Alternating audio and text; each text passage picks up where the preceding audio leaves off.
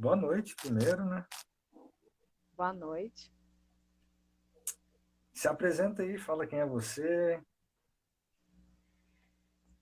Então, eu sou Rafaela Amorim, sou psicóloga, me formei na UFES em 2010, já tem um cadiquinho de tempo já. Sou militante do Núcleo Estadual da Luta Antimanicomial do Espírito Santo e também sou feminista e participo de um grupo de mulheres feministas organizadas aqui, que é o Fórum de Mulheres do Espírito Santo, que é o FOMES.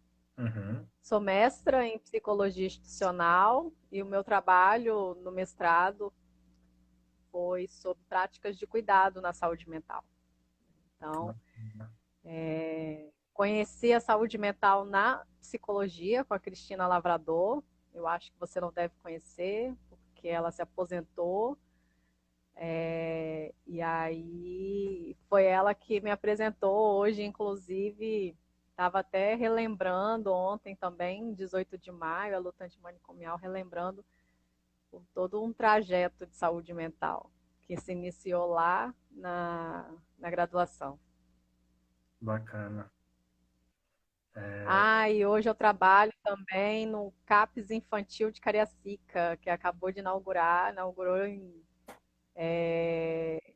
novembro do ano passado. Então a gente está se inventando lá. bacana, bacana.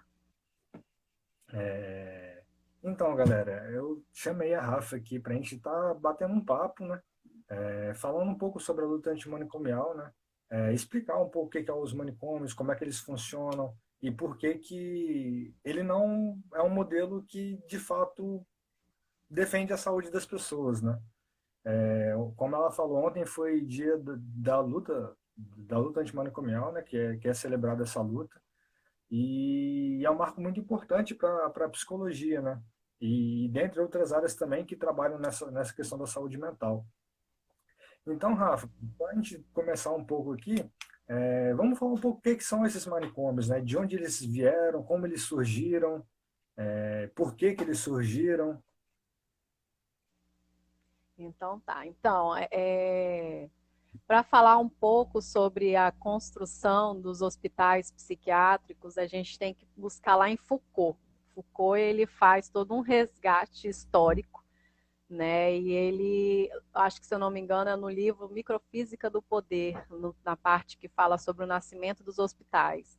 E Uhum, ali ele retrata como que os hospitais eles vão sendo criados a partir, junto com o desenvolvimento das cidades, com o desenvolvimento da economia, lá no século XVI, XVII, né? Então, as pessoas que para aquele momento não tinham uma produção para o capitalismo, né? Essas pessoas e rompiam com as moralidades daquele momento, daquela época, uhum, elas eram levadas para esses hospitais, né? E aí esses hospitais eles tinham como uma função de tratar essas pessoas, só que o tratamento era consertá-las, né, naquele modelo de vivência, de subjetividade daquele período.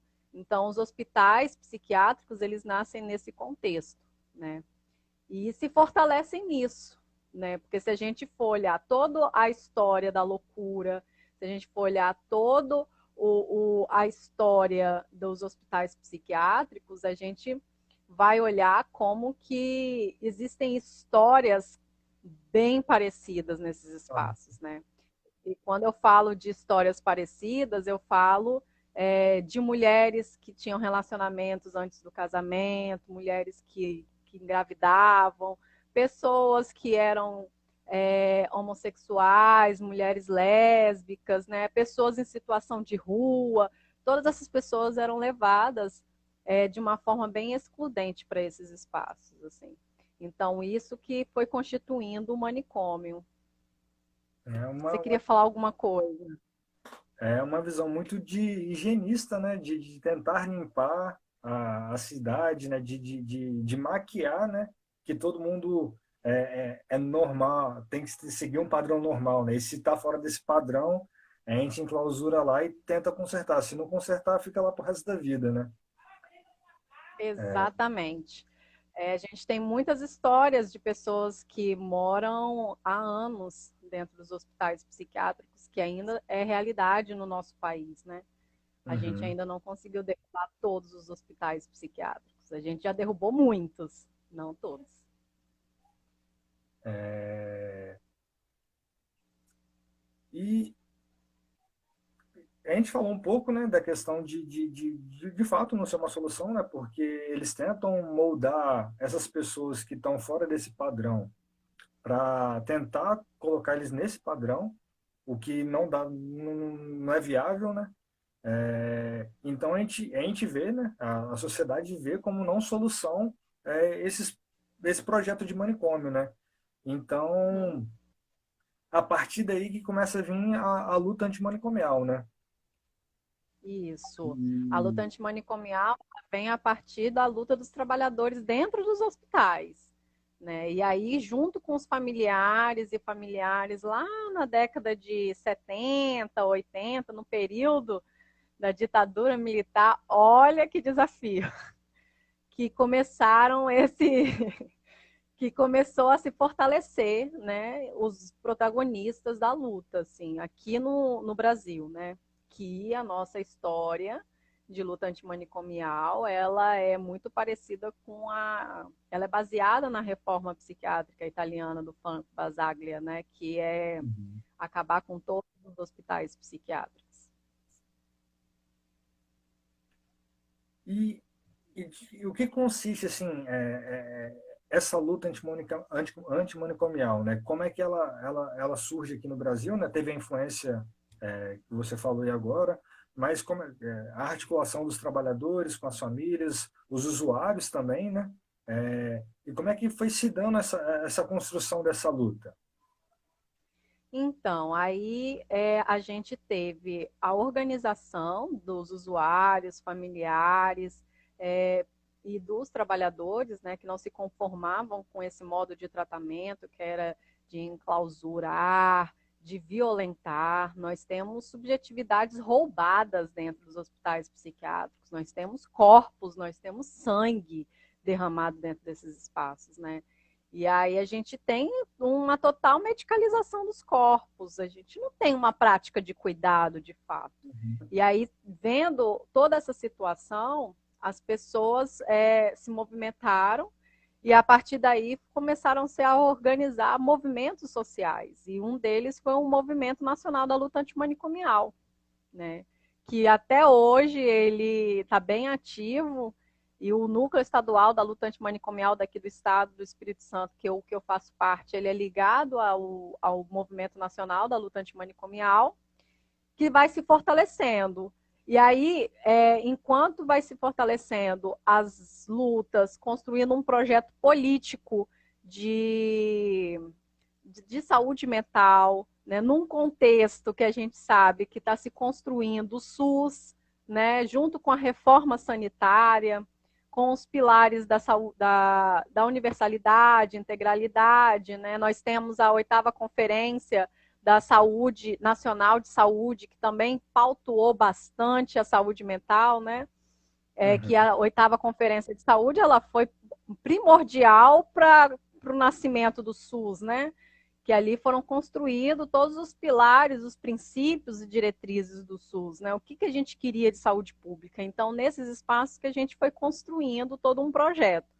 Junto a isso, também tivemos o deputado Paulo Delgado, que ele construiu também um projeto de lei que só foi aprovado 10 anos depois, que é o projeto de lei, que é a Lei Federal 10.216 de 2001, né? Então, Paulo Delgado, ele vem com a proposta de lei, que não é a original que ele escreveu, ela sofreu várias mudanças, e que Uhum. diz que as instituições, que a pessoa com transtorno mental, ela precisa ter um cuidado, um tratamento de respeito. Né? E aí também surgiram serviços substitutivos. Nós tivemos, em 89, o primeiro CAPS lá em São Paulo, em Santos. Né? Então, aí a gente foram nascendo os serviços substitutivos. O Centro de Atenção Psicossocial, né? Que é um serviço E aí depois a gente vai, com a Lei 10.216, a gente vai construindo outros serviços, como as residências terapêuticas, né, que são instituições são serviços de desinstitucionalização, né, que a gente Uhum. acolhe as pessoas que ficaram internadas nos hospitais psiquiátricos, né, e aí a gente vai acolhendo essas pessoas. Então, foi todo um processo de luta, de articulação política, né, e que teve de grande influência da Itália, né, porque nós tivemos grandes militantes, percussores da reforma psiquiátrica no Brasil, como Paulo Amarante, por exemplo, que teve grande influência, grande amizade com Franco Basaglia, né? Então, tudo isso contribuiu para o processo de construção da luta antimanicomial aqui no Brasil. Eu acho importante essa questão de ser um posicionamento também político, né? Porque muitas vezes a gente cai num discurso que, tipo, a gente tem que ser isento, tem que ser, não pode envolver na política, mas é muito pelo contrário, né? As nossas decisões, elas são completamente políticas, né? E, Total. e quando a gente, como a psicologia, a gente como psicólogo, né, eu como futuro psicólogo, eu tomo as minhas ações em prol da vida, seja qual vida essa vida for, que busca um cuidado e não uma medicalização, não uma cura, mas um cuidado extensivo que abrange todas as dimensões da vida dessa pessoa. Eu estou me preocupando com o indivíduo, e isso é uma maneira de ser político também, né?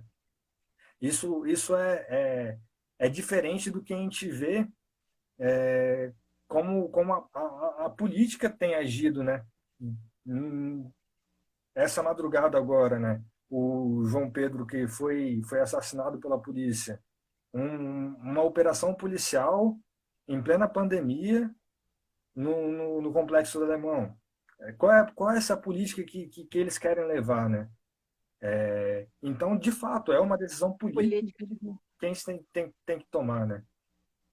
Exatamente. Você traz a política de morte, né? Porque a política de morte é o que a gente tem dentro dos hospitais psiquiátricos. Ali não tem vida nenhuma, não tem momento, não tem espaço para respirar, não tem espaço para viver, não tem nada. Aquilo lá é política de morte, a morte física, a morte mental, a morte de subjetividades, a morte de desejo, né? Então a gente vive o tempo todo num estado de morte, Sim, né, num estado repressivo, né? E a gente tem essas nossas instituições repressoras, como as instituições de polícia, né, que praticam a mesma, que reproduz essas mesmas políticas de morte, né? sim. Então a gente Infelizmente. sabe também que a gente vive no momento de necropolítica, né? E a pandemia tem falado muito sobre isso, né? Porque a gente sabe, né, quem pode escolher em se proteger, quem pode escolher se cuidar, né? Quem está recebendo todo o cuidado desse momento, né? Então, a gente sabe que a pessoa pobre e preta, ela não tem espaço para uma política de vida na atual conjuntura e nem nas conjunturas anteriores, porque o sistema capitalista não nos permite isso, né? Uhum. Então, a gente precisa fazer todas essas reflexões. Inclusive, grande parte das pessoas que estão dentro dos hospitais psiquiátricos, tanto antes como hoje, são quem? Mulheres, pessoas pretas, LGBTs. Então, existe um recorte, Sim. né? Não é classe média rica que vai e branca que vai para os hospitais psiquiátricos, né? São instituições para roubar a vida mesmo. É uma maneira institucional de exterminar aquilo que não bate com o que eles querem, né? Exatamente. É complicado.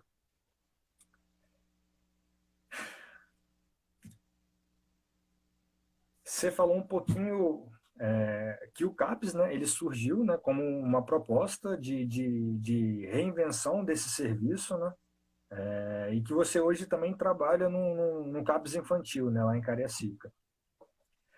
O que são esses CAPs? Como é que eles funcionam? Como é que é a atuação do CAPS?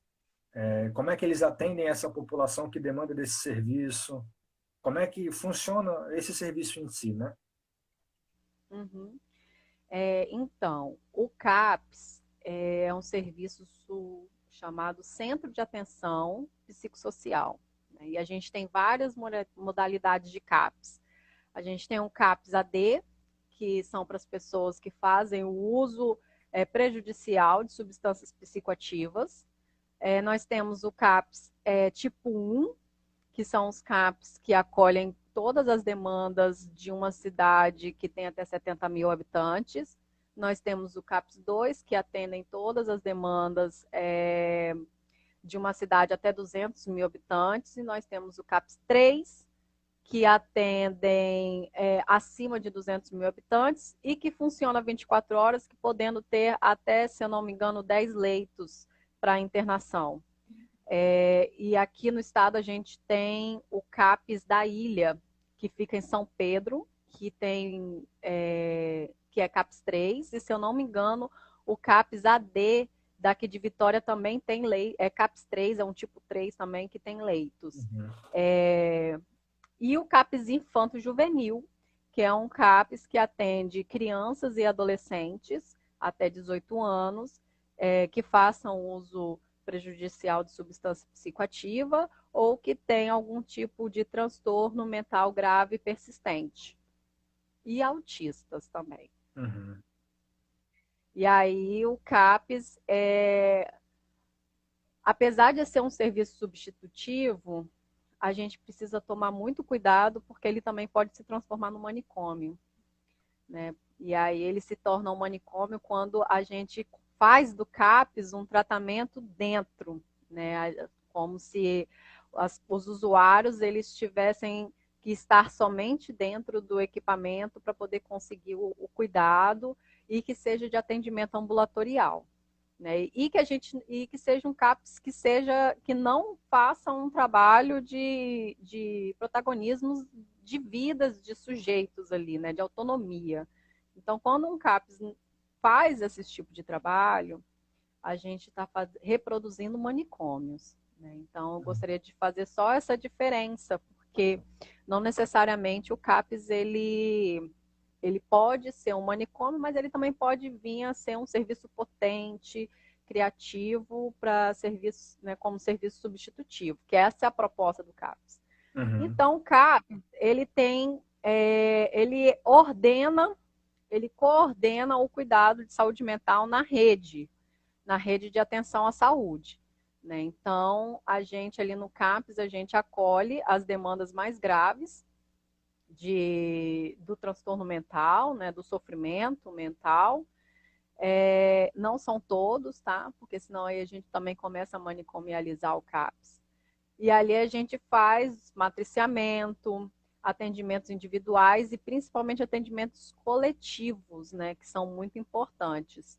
Esses atendimentos coletivos podem ser diversos, podem ser de expressão corporal, de expressão de escrita, de literatura, né, porque tem que ser um espaço para as pessoas serem escutadas e que seja uma escuta bem qualificada, né, bem cuidadosa, e que seja um espaço também de potência e de criação para a autonomia dessas pessoas. Né? Então, é um espaço também para a gente fazer matriciamentos, trabalhar muito com território, né? Porque o CAPS ele precisa sair. Né? Então, a gente trabalha bastante a socialização das pessoas na comunidade. Né? Uhum. E a gente precisa desse trabalho. Então, a gente sabe como que é difícil, às vezes, para a comunidade, para a sociedade, aceitar as diferenças do ser humano. Né? Aceitar que a pessoa é diferente. Né? Não tem como a gente querer dizer que uma pessoa com esquizofrenia, uma pessoa depressiva, uma pessoa bipolar tenha comportamentos morais que todo mundo, que a sociedade está querendo que ele queira. Não vai ter. Então a gente sabe que existe algumas dificuldades. E aí o CAPES ele vem para trabalhar com essas pessoas no território, né? A inclusão dela para passar. E é para rodar a cidade mesmo, né? Aham. O direito de ir à praia, o direito de frequentar a praça, assim.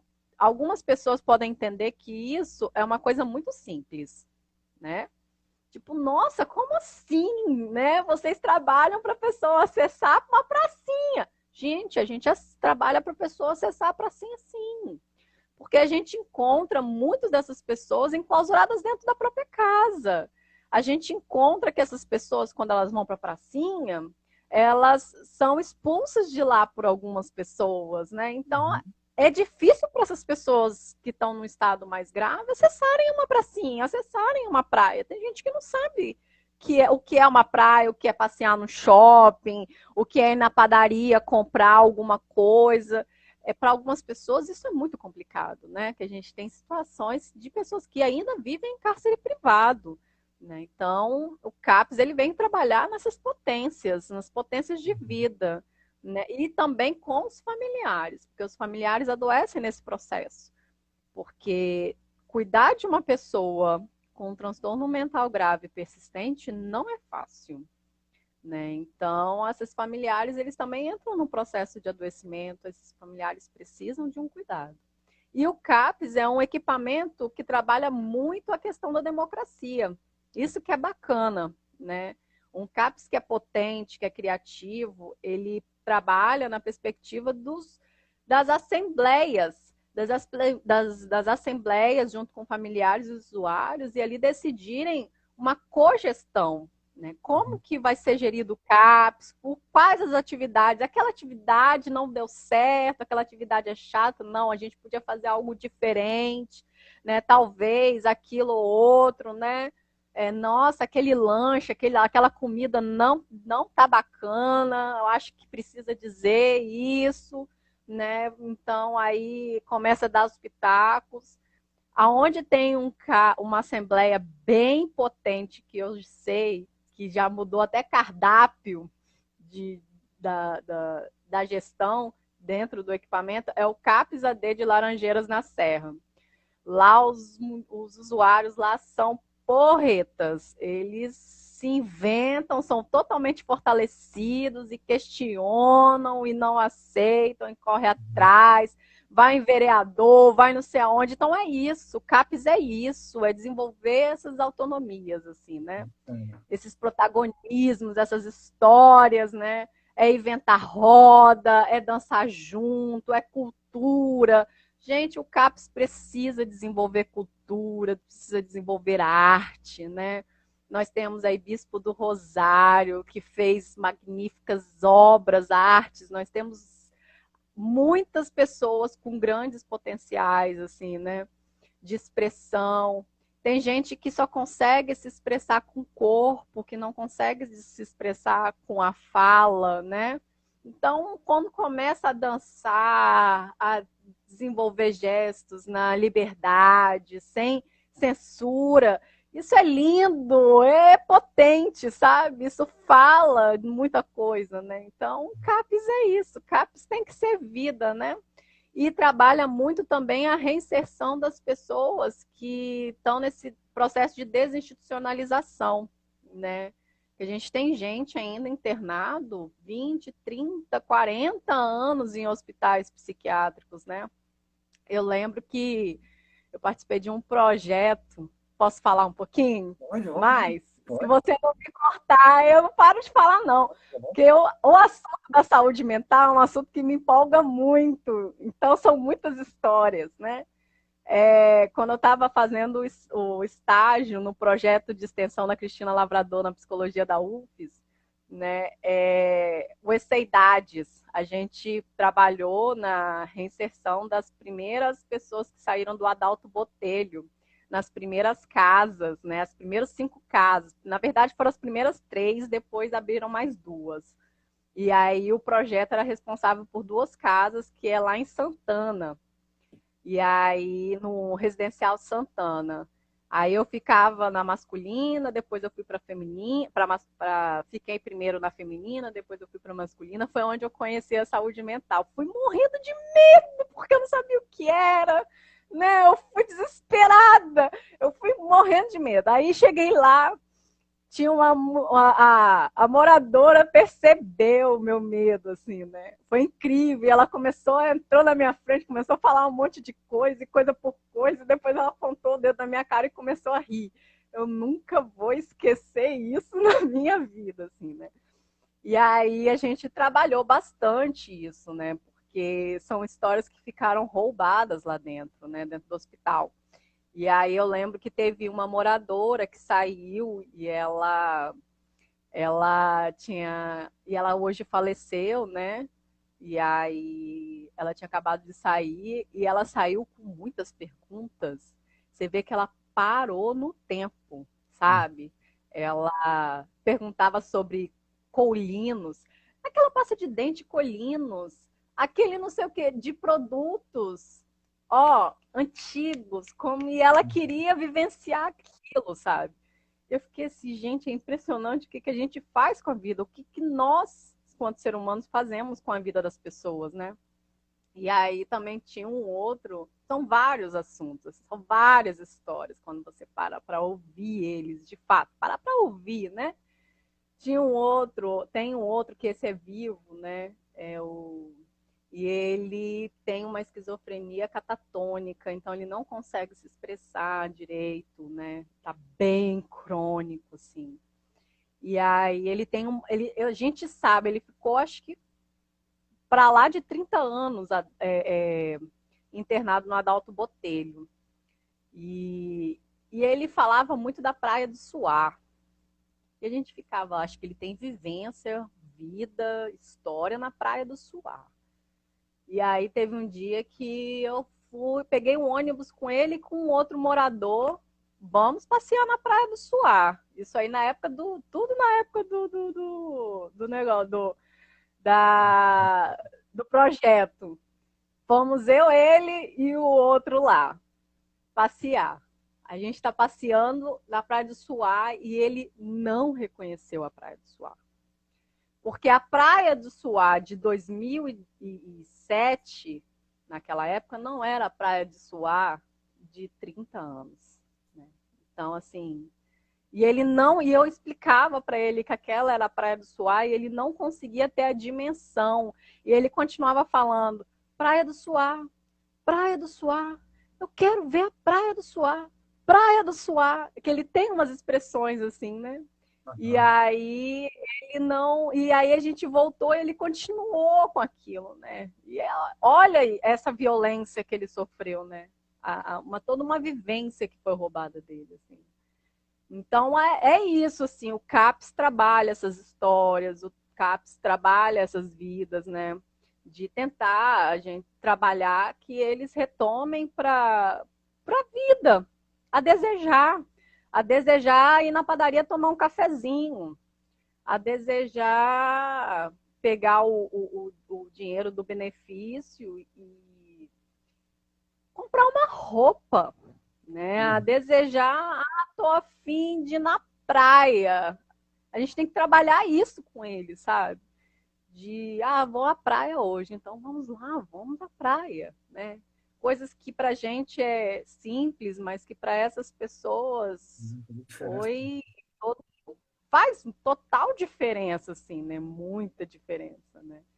Então, o CAPS trabalha essas potências, um CAPS que é potente, porque se o CAPS ele trabalhar na perspectiva do ambulatório, só assim, salinha do médico, salinha do terapeuta ocupacional, salinha da psicóloga, a gente não consegue sair disso, porque o CAPS trabalha com a transdisciplinaridade. Eu gosto de trabalhar com esse termo, porque é uma mistura, sabe? É porteiro que tá junto, que se vincula, técnica de enfermagem que consegue também se vincular melhor que a psicóloga e que ouve, que senta e que debate, que se discute, né? Então, o CAPS ele trabalha nessa transdisciplinaridade, reconhecendo os saberes das pessoas, de todos ali, mas que não existe essa cadeia hierárquica, né? Todos Uhum. ali são capazes de produzir cuidado, né? Então é isso, assim, CAPS é isso, CAPS é vida, um CAPS potente. E a gente está tentando fazer isso lá em Cariacica. Está difícil, Eu porque imagino que a seja. gestão de Cariacica, só Jesus, mas a gente está tentando, a gente está construindo lá as modas. Eu imagino que seja difícil também por conta disso, né? O que é potencializador, né? Que é essa transdisciplinaridade, né? Que são várias áreas agindo para trabalhar esse indivíduo, né? Para dar essa autonomia para ele, né? É, trabalhar isso é muito difícil, né? Porque são várias áreas diferentes, vários saberes diferentes e que eles têm que trabalhar em conjunto para que o usuário seja beneficiado, né? E esse alcançar esse conjunto de ações que os profissionais têm que ter deve ser muito difícil, né? Dos profissionais se articularem para realmente poder potencializar mesmo o serviço, né? E oferecer um serviço bom para quem precisa. Sim, é muito difícil, extremamente difícil.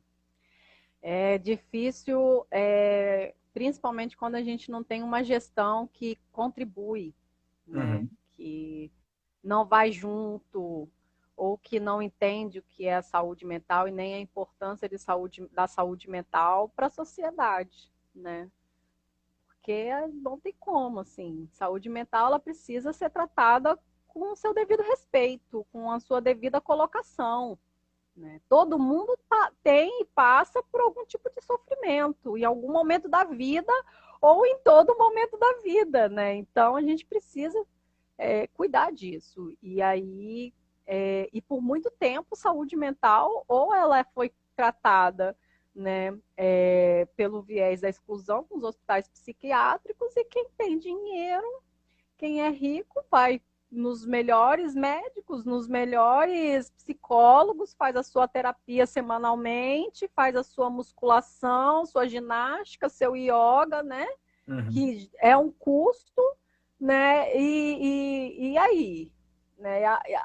Onde entra a universalidade da saúde? Onde entra a universalidade do SUS? Onde entra, né, a integralidade, a equidade desse cuidado, né? Então, é isso, sim. A gente precisa ainda lutar muito pelo SUS e, infelizmente, a gente precisa fazer os enfrentamentos cotidianos com a gestão, né? É necessário. É adoecedor para o trabalhador também, tá? Não é fácil, mas é necessário. É, você falou que você tinha uma carta para ler de uma dos usuários do CAPS. Sim, então, eu seria muito bacana se ela lesse. O nome dela é Sunamita. Ela publicou no Facebook dela e ela está espalhando para Deus e o mundo, né? Porque ela quer participar de um concurso de literatura da Associação Brasileira de Psiquiatria. Eu não conheço esse concurso, mas ela quer que a escrita dela alcance todos os espaços. Sunamita é uma pessoa que é muito especial, assim. Ela tem uma história de muito sofrimento e que tem tido bastante, digamos, avanços, né? Potencialidades, assim. E eu conheci Sunamita numa ação que o Núcleo fez na Assembleia Legislativa, no seminário, que foi feito lá no dia 18, e que ela contou a experiência, a vida dela, né? A história dela. Não teve um que não saiu chorando. Ela falava, chorava e tudo se misturava ali. E aí, hoje ela está aqui produzindo textos, ela é cuidada no CAP Cidade, que fica lá no CREI Metropolitano. Lá tem uma equipe maravilhosa. Acabou de se aposentar a coordenadora de lá, que trabalhou lá por anos, Ana Maria. Ela é maravilhosa, mas a equipe lá continua maravilhosa também. O nome do texto é 18 de maio. Talvez eu possa agir como uma menina emburrada.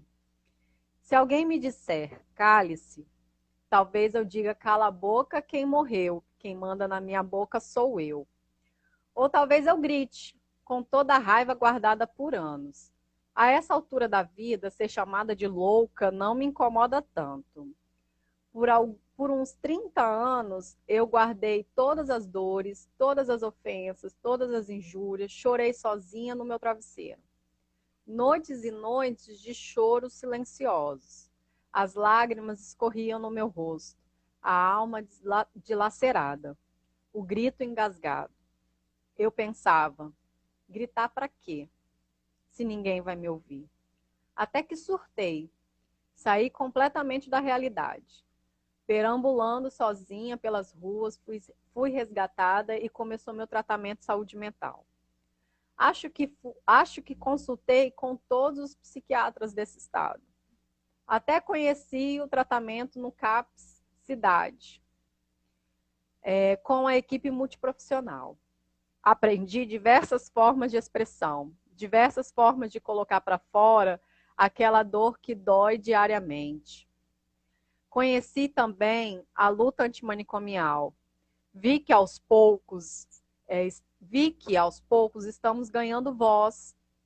Agora me aguentem. Não gritei nem para parir meus filhos, mas grito hoje mesmo. Grito para que me ouvem e me ajudem a calar essa voz que diz que a morte é a única solução para calar toda dor que grita dentro de mim. Eu grito e busco algo que chegue como bálsamo a essa dor que insiste em fazer eu desistir. E não há no mundo quem possa me fazer calar. Só a sepultura calará a minha voz, enquanto tenho forças para gritar.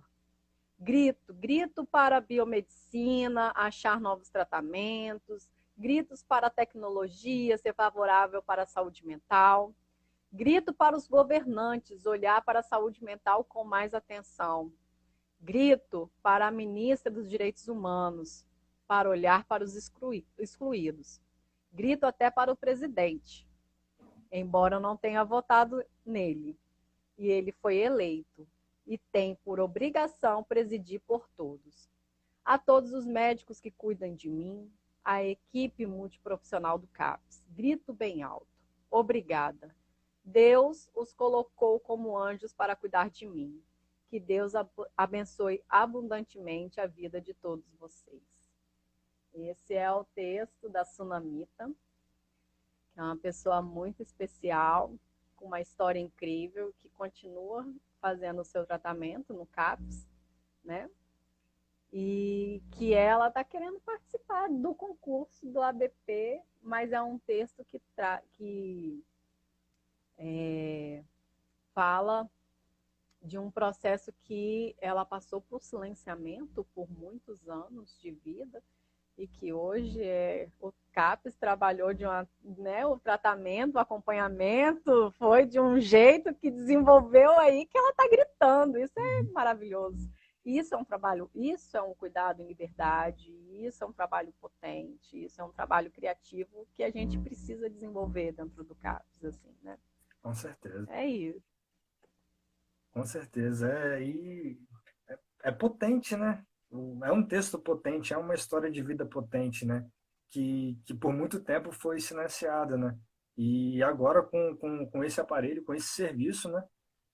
Consegue ser potente, né? Consegue dar vida para essa pessoa, né? Vontade de viver também, né? Sensacional, sensacional mesmo. João, você precisa ir nos eventos da luta antimanicomial. A gente tem 2 eventos anuais, que é sempre no dia 18 de maio, a gente faz algum evento, e o 10 de outubro, que é o Dia Mundial da Saúde Mental. É muito potente, é maravilhoso, você vai lá. É sempre em algum lugar aberto, né? Já foi na praia de Cambori, já foi na praça, na praia na Praça Costa Pereira, já foi na Pedra da Cebola. É muita arte. E Uhum. aí os usuários vão pegando o microfone, e vão cantando, e vão dançando, e vão recitando poemas que eles escreveram, eles começam a falar. É fantástico, sabe? E é isso, assim, essa cultura, essa riqueza, essa alegria, né, que a gente precisa dizer, né, que a gente precisa dizer que por uma sociedade sem manicômios, porque é fantástico, assim. Eu sou muito suspeita. Eu me apaixonei pela saúde mental na graduação e desde então sigo essa vida, né? E é isso, assim. E aí você me perguntou também, né, do que seriam práticas manicomiais também, né? Sim, E aí a gente precisa falar assim, né, que práticas manicomiais são todas as práticas que cerceiam desejos, né? Desejo de vida, escolhas, seja ela qual for, né? Então, quando a gente impõe moralidades, quando a gente impõe regras, quando a gente diz que o sujeito não pode ser assim, porque não pode, porque não está prescrito, porque não está escrito, né? Então, são práticas que a gente tem e essas práticas não são somente profissionais, assim, a gente tem que falar dessas práticas como sociedade como um todo, né? E aí a gente precisa trazer esse contexto de práticas manicomiais para grupos oprimidos, né, que vivem no modo de uma sociedade bem opressora, né? E aí hoje, aí eu pensando nessas práticas, falando comigo mesmo, que aqui em casa eu falo comigo mesma, né? E aí eu pensando, eu lembrei daquele projeto terrível do deputado estadual de São Paulo, que não precisa ser citado o nome, né? Que eu não entendo, aquele jovem que fez um projeto de lei para tentar para que todas as mulheres que tivessem em que estivessem grávidas e tivessem a intenção de abortar, essas mulheres poderiam ser internadas compulsoriamente no hospital, né? Então isso é uma prática é, altamente manicomial, né? Quando a gente fala que a mulher ela não pode decidir pelo seu próprio corpo, né? Quando a mulher ela tem que seguir regras, né? O patriarcado, né? Nos exige muitas práticas manicomiais. Então a gente precisa dizer sobre feminismo, a gente precisa dizer sobre racismo, a gente precisa dizer, né, sobre LGBTfobia, porque são essas pessoas que vivem mais intensamente as práticas manicomiais, né? E aí é nós, quanto profissionais, você daqui a pouco aí, sendo meu colega de trabalho, né? A gente precisa pensar o que a gente está fazendo da nossa profissão, né? Do que a gente está fazendo quanto prático profissional. O nosso cuidado, ela está sendo na perspectiva de um cuidado de liberdade, né? Ou a gente está tutelando esse sujeito, dizendo que ele tem que agir assim, no modo tal, né? A gente não está respeitando as diferenças. Então, a gente, quanto profissionais, a gente tem que fazer muito isso, né? Todas essas análises o tempo todo, né? Porque ninguém está imune.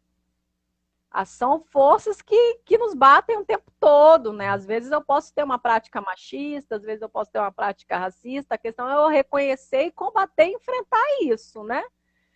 E aí, para poder permitir o processo de transformação e de desconstrução dessas práticas em mim, né? E aí, por isso que nós, quanto profissionais, a gente precisa pensar o tempo todo no que a gente está fazendo, né? Quanto nas nossas intervenções, né? É isso, assim, quais são as nossas apostas no nosso campo de trabalho, e seja onde a gente estiver, né? No nosso campo de estudo, enfim. certamente. Para a gente começar a finalizar aqui a nossa conversa, que já está quase acabando já, que a gente tem 40 segundos que a gente está falando, vamos falar um pouco dessa luta aqui no Estado, né? A gente tinha, você participou do projeto de extensão, né, que pegava as pessoas que estavam saindo da Adalto Botelho, né, para um pouco trazer para essa inserção, né? Uhum. Qual foi a importância assim dessa luta para o fechamento da Adalto Botelho, né? E a psicologia também, né? Qual o papel dela nisso tudo, né? Uhum. Então, o nosso conselho, tanto o conselho regional, o sistema conselhos de psicologia, né, o CFP, enfim, eles têm uma história de muita parceria da luta antimanicomial, sabe? Então, a gente participa muito ativamente, a psicologia participou muito ativamente e continua participando do processo da luta antimanicomial, né? Inclusive para o fechamento da Clínica Santa Isabel, lá de Cachoeiro de Itapemirim, não sei se você deve, acho que você deve conhecer ou já ouviu dizer Eu vou sobre a falar, eu Clínica vou Santa falar. Isabel. Cachoeiro de Itapemirim, ela foi fechada em 2016, eu acho, 16 ou 17 ela foi fechada, né? Então, aquilo ali foi processo de luta total e que o CRP esteve junto, né? Então, a luta antimanicomial no Espírito Santo, ela começa primeiro com os processos de resistência que foram criados dentro do próprio hospital psiquiátrico, né? Nós tivemos a própria Cristina Lavrador, né, que a professora de psicologia aposentada da UFES, que antes dela entrar como professora, ela trabalhava no Hospital Adalto Botelho. Nós temos o Hugo, o psiquiatra Hugo, que é um poço de sabedoria. Nossa, aquele homem é fantástico. É um psiquiatra, psicanalista argentino. Ele veio refugiado da ditadura lá da Argentina. E ele também participou desse processo da resistência dentro do Adalto Botelho com o cuidado comunitário dentro de um espaçozinho que foi criado para aquilo, para poder trabalhar a possibilidade da saída das pessoas dos hospitais do Adalto Botelho, né? Então ali já começa um processo tímido, mas começa, né? O importante é começar, é dar o passo, o primeiro passo. E aí, com o governador Vitor Buarques, em 94, por aí, ele começa a trazer como pauta, junto com trabalhadores e usuários e familiares, a pauta da saúde mental, né, de uma política de saúde mental. Então, a gente tem aqui os primeiros CAPs, que é o CAPs da ilha, o CAPS Cidade e o CAPS Mochuara. São os primeiros CAPs que surgiram nesse período, né? De 94, 95, 96. E ali também nasce o núcleo estadual da luta antimanicomial, que hoje é o movimento organizado da luta antimanicomial no estado do Espírito Santo. A gente tem pessoas daquela época, assim, tipo Niceia, André Romaioli, Graça, Genilson, o Charles Pelissari. Nós temos pessoas assim que estão nesse movimento desde aquela época, né? E aí outras pessoas que foram entrando, tipo eu, Fernanda Tassis, né, Jamile, enfim, a própria Silvandira, usuária maravilhosa, aquela mulher também quando abre a boca, não tem ninguém que não saia afetado pelas coisas que ela fala, assim, super empoderada. E aí a gente tem esse movimento, né, que vai se fortalecendo, construindo timidamente a política de saúde mental. É importante dizer que a RAPS, que é a Rede de Atenção Psicossocial no Estado do Espírito Santo hoje, ela é altamente defasada, muito defasada. Isso aí é outro assunto para uma que tem mais pano de manga, né? E aí os movimentos, esse movimento começa a se organizar nesse processo, né? Aqui o Movimento Nacional da Luta Antimanicomial, do qual o núcleo da luta antimanicomial ele é vinculado, tem os encontros anuais, não, acho que são de 3 em 3 anos, né? E aí teve um ano que o Espírito Santo sediou esse encontro, que foi em 2007, né? Que eu não participei desse encontro, mas todo mundo fala que foi um encontro muito potente, assim, que foi um encontro de construção de pauta política, de luta, de processos de resistência, né? E aí veio gente do Brasil inteiro para esse encontro. Sempre faz. O último encontro do MNLA foi o ano passado, em São Paulo. Né? E aí foi bem bacana porque pautas LGBT, racismo e feminismo, elas entraram como pauta de discussão e isso foi super necessário, né? E aí foi bem interessante. E aí a luta antimanicômio no Estado, ela vai se fortalecendo nisso. Teve o fechamento da Clínica Santa Angélica, que era um manicômio que ficava perto do Parque Moscoso, isso também na época de década de 90.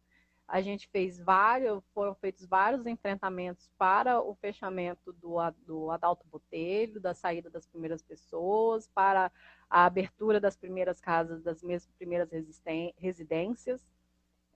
A Clínica Santa Isabel, nossa, aquilo lá terrível, quantidade de denúncias que a gente recebia, que todo mundo recebia, né, de pessoas que cometiam suicídios, pessoas que morriam lá dentro, de tudo que vocês imaginaram, assim, é terrível ouvir, assim, foi o último manicômio, foi assim, não vou dizer o último manicômio, porque eu ainda tenho minhas questões sobre o Hospital Estadual de Atenção Clínica, que é o Adalto Botelho, que se transformou no EAC, né? Uhum. Mas tem muita. A gente fez muito enfrentamento. Nossa, olha, foram feitas audiências públicas. A gente foi 2 vezes fazer ato. Saímos daqui de Vitória com o ônibus lotado. A gente foi lá fazer ato lá na frente, batucada. Era reunião com o governador, reunião com não sei quem. Olha, a gente batia muito de frente com isso, assim.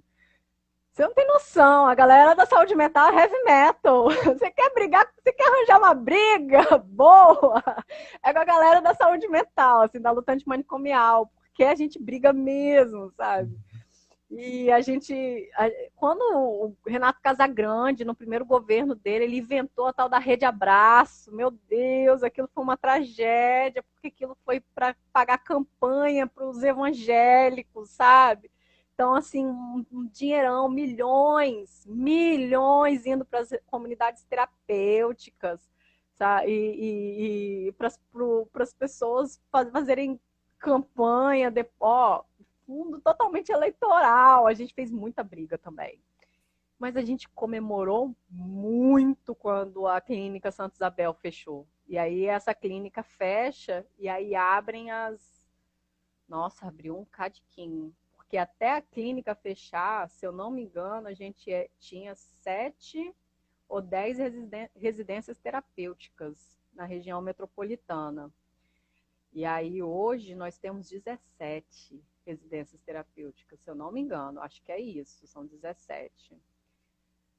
É o tempo todo, a gente faz mobilização artística.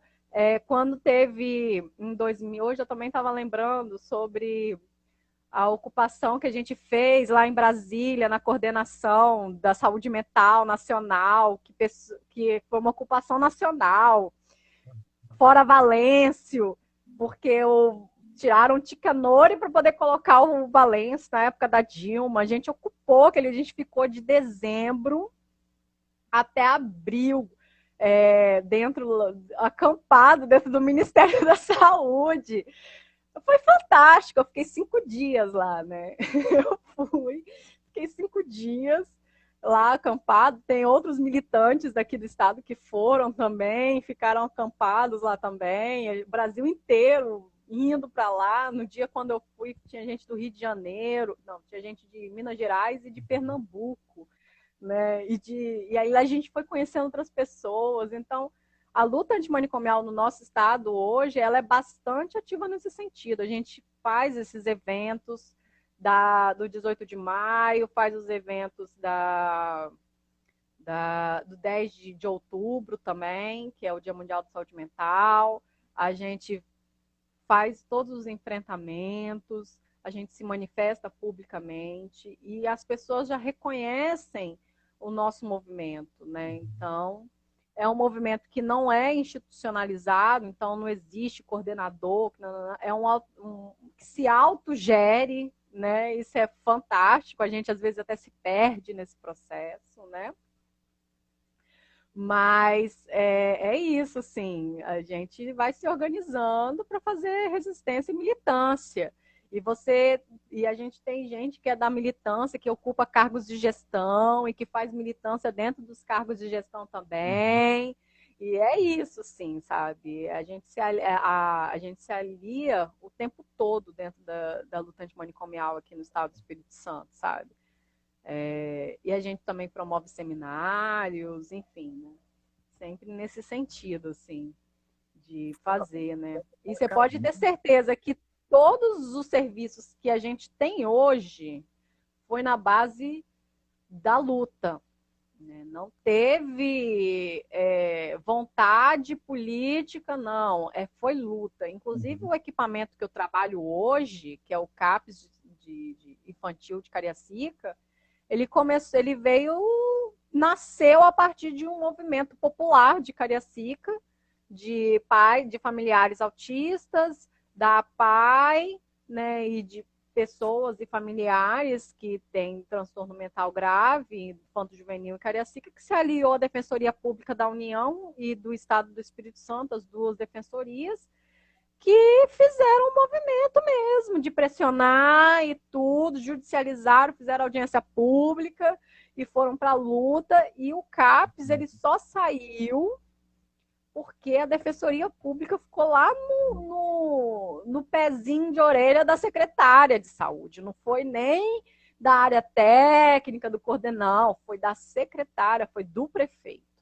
Então, assim, tudo que é relacionado à saúde mental é na luta, é no suor. Né? Então, a luta antimanicomial no estado do nosso Espírito Santo até a organização de uma proposta da rede de atenção psicossocial estruturada no estado do Espírito Santo também fala de uma luta, porque as pessoas que participaram desse processo também entendem a importância de tudo isso, participam e militam também. É isso, assim.